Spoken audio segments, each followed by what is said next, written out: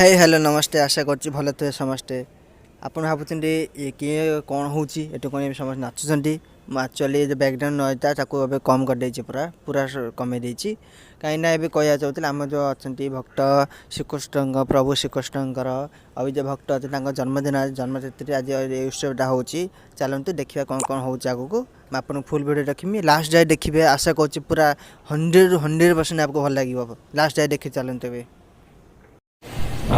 आविर्भाव का जो दिन है उसको बोलते हैं जन्माष्टमी, है ना।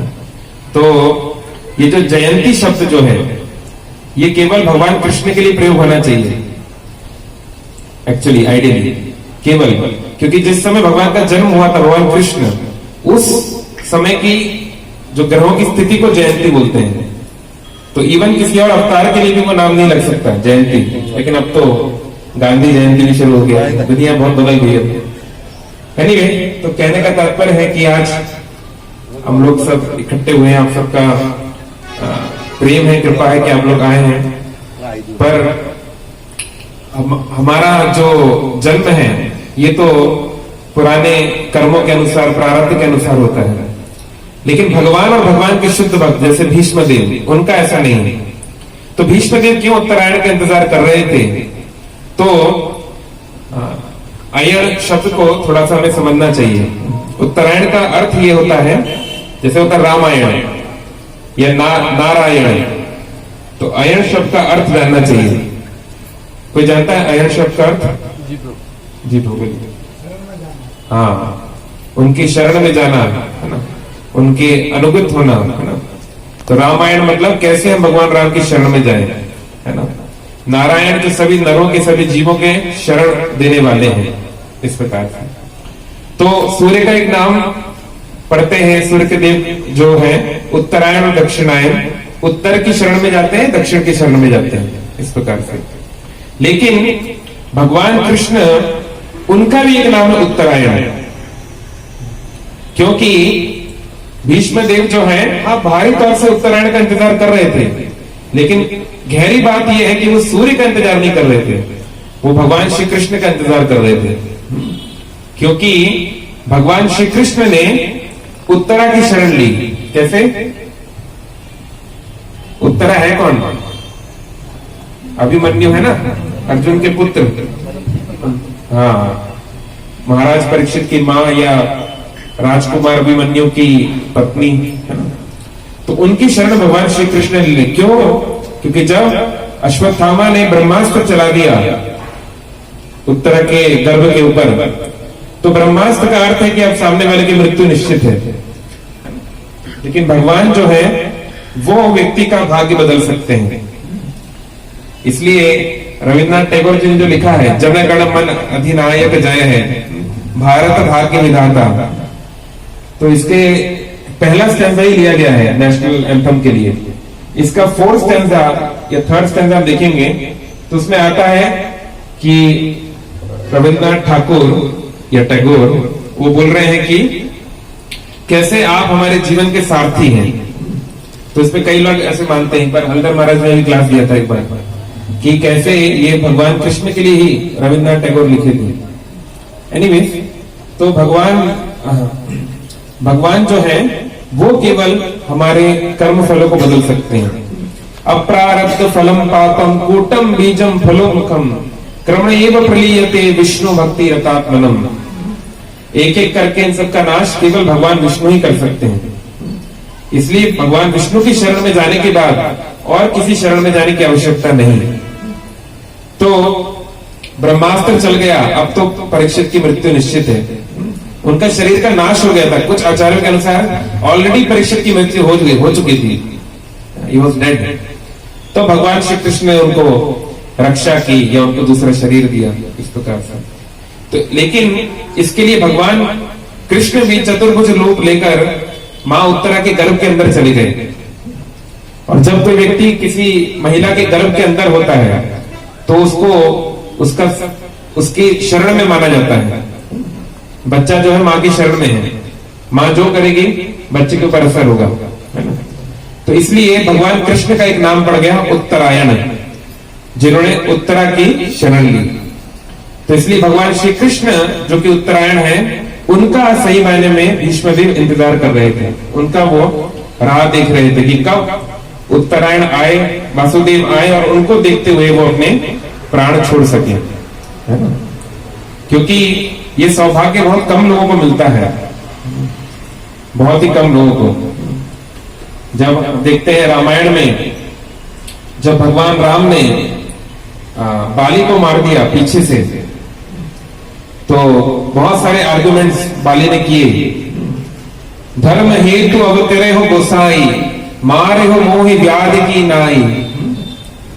हे प्रभु, आप तो धर्म का पालन करने आते हैं, है ना। अगले जन्म में आप जो है बोलेंगे गीता, धर्म संस्थार बना रहा है, मैं धर्म की संस्थापना करने आता हूं। तो धर्म हेतु अवतरे हो गोसाई, हे प्रभु, आप तो धर्म को स्थापित करने के लिए आते हैं, लेकिन मारे हो मोहे व्याध की नाई। लेकिन आपने मुझे कैसे मारा? जैसे एक व्याध, एक शिकारी किसी पशु को मारता है छुपके, आपको छुपके मारना पड़ेगा। तो ऐसे कोई, ये किसी क्षत्रिय को शोभा देता है क्या? अगर मारना भी था तो सामने से मारना चाहिए, पीछे से क्यों मारा, छुपके क्यों मारा? मैं बैरी सुग्रीव प्यारा, अवगुण कमलनाथ मोहि मारा। मैं आपका शत्रु बन गया और सुग्रीव आपका मित्र बन गया। आप तो खुद गीता में बोलते हो ना, मैं किसी का मित्र हूं ना किसी का शत्रु हूं।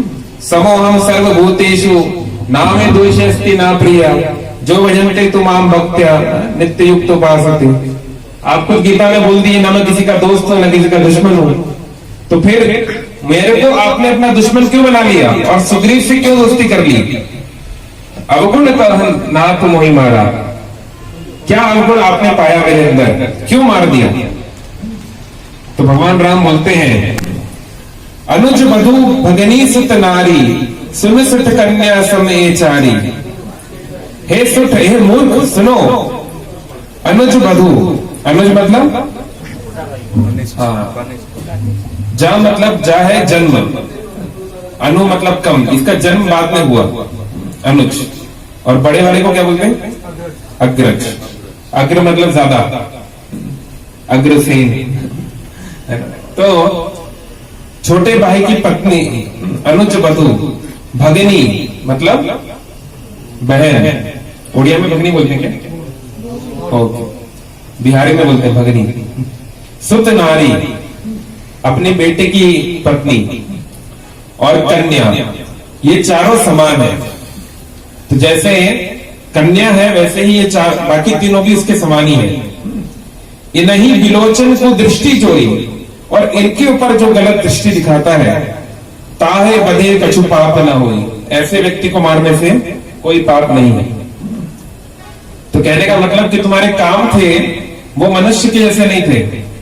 जैसे बंदर जो होते हैं, बानर, तो इनका नाम ही था, ये लोग साधारण बंदर नहीं थे, इनका नाम है वानर।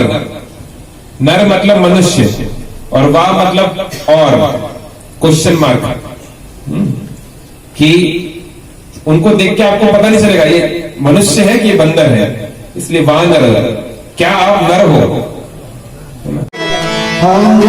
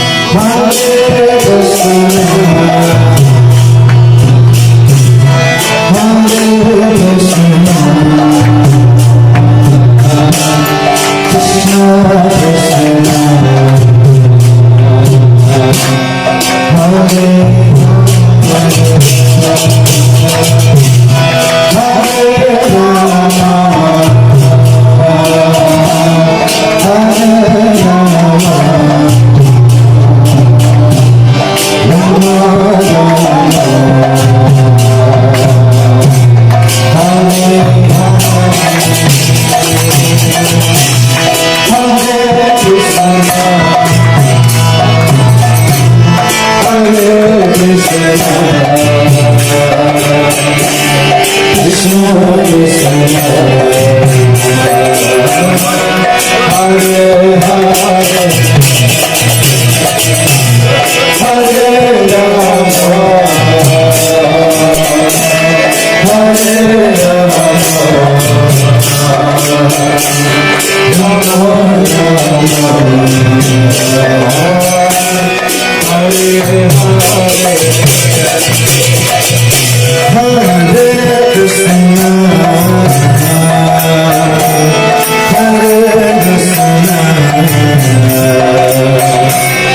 Hare